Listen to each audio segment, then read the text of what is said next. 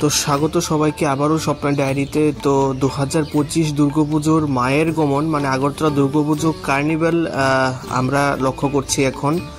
আর এটাই সর্বশেষ ব্লগ রয়েছে দুর্গাপুজোর স্বপ্নের ডায়েরির। আর মায়ের গমন মানে আগরতলা কার্নিভালই যখন হয় তখন আসলে মনে একটা ঝোড়ো অনুভূতি হয় যে মা আবার আরেকটি বছরের জন্যে আমাদের অপেক্ষায় রেখে গেছেন।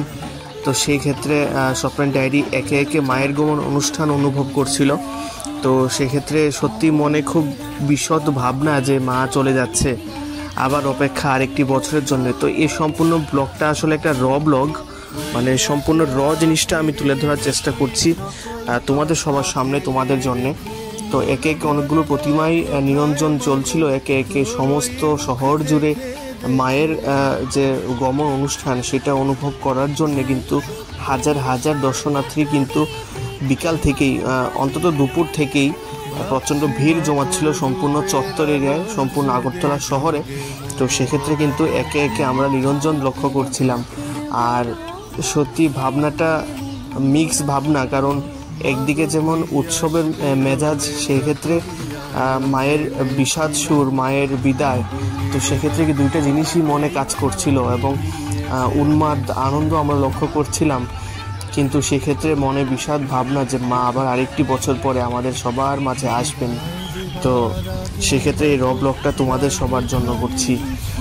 আর প্রত্যেক বছরের মতোই এবছরও কিন্তু আয়োজন করা হয়েছে যে মায়ের গমন অনুষ্ঠান। এখন প্রত্যেক বছর কিন্তু মায়ের বিসর্জন, মায়ের গমন মানে কার্নিভাল হিসেবেই ধরা হয় এবং সেক্ষেত্রে বিরাট বড় কিন্তু আয়োজন করা হয়ে থাকে।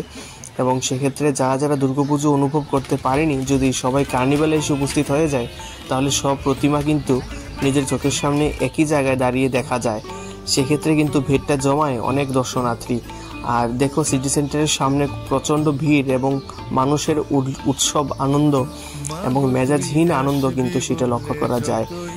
সত্যি দুর্গাপুজো মানেই সবার মনে যে আনন্দে উল্লাস, সেটা আরেকবার এই দৃশ্যটা দেখে মনে করিয়ে যায় যে সত্যি দুর্গাপুজো আমাদের সবার বাঙালির একটা প্রাণ। তো এখন তোমরা যে কার্নিভালটা দেখছো যে নিরঞ্জন, সেটা হচ্ছে উষাবাজে ভারতরত্ন সংঘের। তো সবার প্রথমে মানে প্রথমবারের মতোই ওরা কার্নিভালে অংশগ্রহণ করেছে। এবং এই দেখো মায়ের প্রতিমা, দুর্গাপুজোর উপলক্ষে যে প্রতিমা তৈরি করা হয়েছিল, এটা হলো তার তিনটা ঠাকুর একসঙ্গে ওরা নিয়ে যাচ্ছে।